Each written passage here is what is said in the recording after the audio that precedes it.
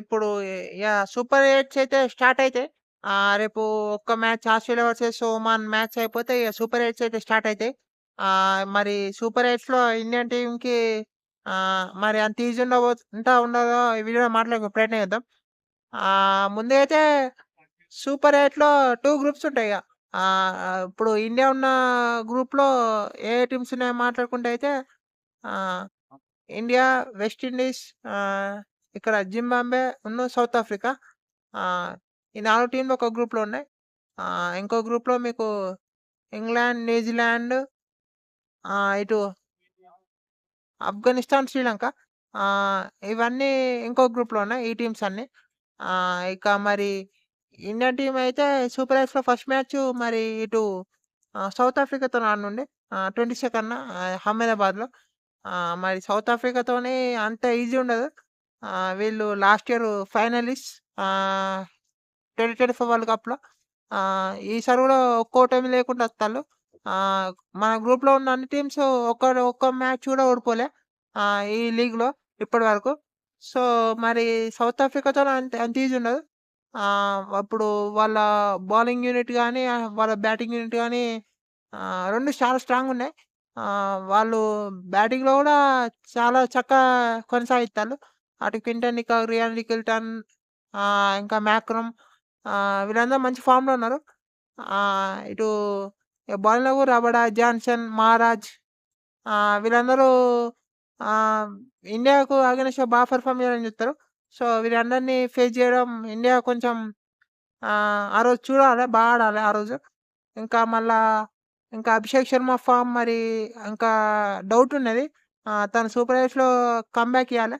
అభిషేక్ శర్మకి గూడా కొంచెం మంచి ప్లాన్‌తోని వత్తరు సౌత్ ఆఫ్రికా వాళ్ళు. ఫస్ట్ ఓవర్‌లోనే స్పిన్నర్‌ని ఏపియొచ్చు అంటాళ్ళు.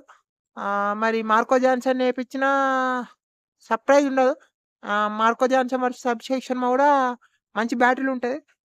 కానీ స్పిన్నర్‌తోని ఏపిచ్చినా డౌట్ లేదు మీకందులో. నేనేమనుకుంటానంటే అభిషేక్ శర్మ స్ట్రైక్ తీసుకోకుండుంటే first ball Ishan Kishan face చేస్తే బావుంటదనిపిత్తాంది. ఒకవేళ స్పిన్నర్ బౌలింగ్ చేస్తే. లేకుంటే ఫాస్ట్ బౌలర్ బౌలింగ్ చేస్తే మీకు అభిషేక్ శర్మ తీసుకున్నా ఏం గాదు. లేకుంటే ఇషాన్ కిషన్ స్ట్రైక్‌లో ఉంటే బావుంటదనిపిస్తాంది. మీకు ఫస్ట్ బాల్. చూడాలి మరి అది జరుగుతదో జరగదని. ఇక మళ్ళా ఈ మ్యాచు చాలా టఫ్ ఉంటది ఇండియాకైతే. ఆహ్, ఇప్పుడు ప్రస్తుతం ఉన్న సిట్యుయేషన్‌లో చూస్తే అయితే. ఇప్పుడు మన నెక్స్ట్ మ్యాచు ఇండియా చెన్నైకి మళ్ళా షిఫ్ట్ అయితది. అహ్మదాబాద్ నుంచి చెన్నైకి. జింబాబ్వేతోని ఆడుతది. 26న ఫిబ్రవరి 26న జింబాబ్వేతోని ఆడుతది. జింబాబ్వే అయితే సర్ప్రైజ్. ఆహ్, ఇది 4 మ్యాచ్‌లకు 4 మ్యాచ్‌లు గెలిచిల్లు. వాళ్ళు ఇక సూపర్ ఎయిట్స్‌కి మన గ్రూప్‌లో ఉన్నారు. ఈరోజు శ్రీలంకతోని గూడా గెలిచిల్లు వాళ్ళు. మరి నేను అనుకోలే 4 మ్యాచెస్ 4 గెలుస్తారని. మరి వాళ్ళైతే మంచి కాన్ఫిడెన్స్‌తోని వత్తరు సూపర్ ఎయిట్స్‌కి. ఫుల్ ఆన్ కాన్ఫిడెన్స్ ఉంటరిప్పుడు. ఆస్ట్రేలియాని బీట్ జేసిల్లు. ఇటు శ్రీలంకను వాళ్ళ హోమ్ గ్రౌండ్‌లో బీట్ జేసిల్లు. దాంతో వాళ్ళ కాన్ఫిడెన్స్ హై ఉంటది. అటు వాళ్ళ టీమ్‌లో మీకు బ్యాటింగ్ చేస్తంటే వాళ్ళకు ఎక్కువ వికెట్స్ కోల్పోవట్లేదు. మీరు ఆస్ట్రేలియా మ్యాచ్‌తోని చూస్తే 20 ఓవర్స్ ఆడి వాళ్ళు 2 వికెట్స్ కోల్పోయిల్లు. ఈరోజు మ్యాచ్‌లో 4 వికెట్స్ కోల్పోయిల్లు. సో, వాళ్ళు వికెట్స్ అయితే కోల్పోతలేరు. మరి ఇండియా వాళ్ళను వికెట్స్ కోల్పోయేలా చేయాలె. మినిమమ్ ఒక 6 డౌన్, 7 డౌన్ అట్లా చేయాలె ఇండియా. మళ్ళా వాళ్ళ స్పిన్నర్స్ బాగున్నారు. సికందర్ రజా బాగా చేస్తాండు బౌలింగ్. అటు క్యారీ జేవాన్స్, ముజరబాని, ఆహ్, మసకజ్జా వీళ్ళందరూ బౌలింగ్ యూనిట్‌లో రాణిస్తాండ్రు. మరి ఇటు జింబాబ్వే ఓపెనర్ గూడా రాణిస్తాండు. తను ఒక మ్యాచ్‌లో గూడా ఔట్ కాలే. మరి చూడాలే. మరి జింబాబ్వే సూపర్ ఎయిట్స్‌లో ఎట్లా ఆడతారని. ఇండియా గూడా ఆ మ్యాచ్ కొంచెం జాగ్రత్తగా ఆడాలే. ఇక ఆ తర్వాత ఇండియా సూపర్ ఎయిట్స్‌లో లాస్ట్ మ్యాచ్ వెస్ట్ ఇండీస్‌తోని. వెస్ట్ ఇండీస్ మళ్ళా 2016 వెస్ట్ ఇండీస్ బ్యాక్ అంటాళ్ళు. వాళ్ళు గూడా మంచి ఫామ్‌లో ఉన్నారు. అటు షిమ్రాన్ హెట్మాయర్ వీళ్ళందరూ ఓపెనర్ షేయ్ హోప్, ఇటు బౌలింగ్‌లో గూడా రాణిస్తాళ్ళు వాళ్ళు. ఈరోజు మ్యాచ్ గెలిచిల్లు వాళ్ళు. సో, ఇగ వెస్ట్ ఇండీస్ గూడా అంత ఈజీ ఉండదు వెస్ట్ ఇండీస్‌తోని గూడా. ఈడెన్ గార్డెన్స్‌లో మ్యాచ్ అది. మరి ఈడెన్ గార్డెన్స్‌లో మరి ఎట్లా రాణిస్తారో చూడాలే.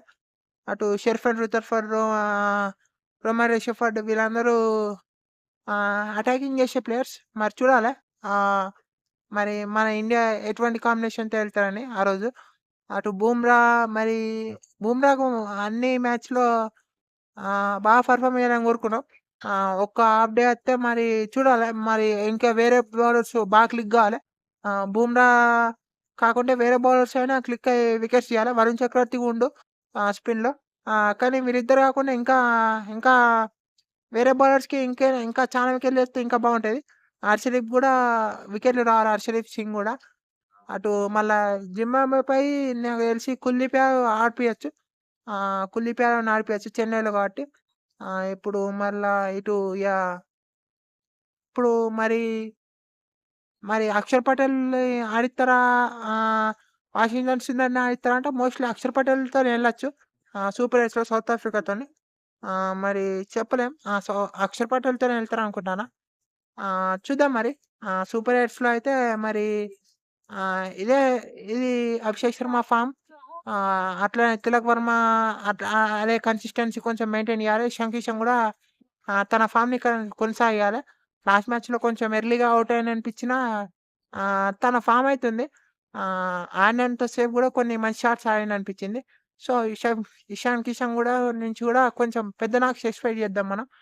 సూర్యకుమార్ యాదవ్, హార్దిక్ పాండ్యా, దూబే వీళ్ళు బ్యాట్‌తోని ఇలా రన్స్ స్కోర్ చేస్తే ఇండియాకైతే సూపర్ ఎయిట్స్‌లో అయితే ఈజీ ఉంటది. మరి లేకుంటే అయితే చానా కష్టం మ్యాచ్‌లు. సూపర్ ఎయిట్‌లు. మరి 3 మ్యాచ్‌లుంటాయి. 3, 3 3, 3 గెలవాలే. మళ్ళా వేరే టీమ్స్ పైన ఆధారపడకుండా ఉండకుంటా. మరి చూద్దాం మరి. సూపర్ ఎయిట్స్ ఎలా ఉండబోతుందో. అంతే వీడియోలో. చెప్పడం మర్చిపోయాను. ఫీల్డింగ్ గూడా బాగుండాలి. ఇండియా మరి ఈసారి వరల్డ్ కప్‌లో అయితే అంత పెద్ద ఫీల్డింగ్ అయితే చూడలేం మనం.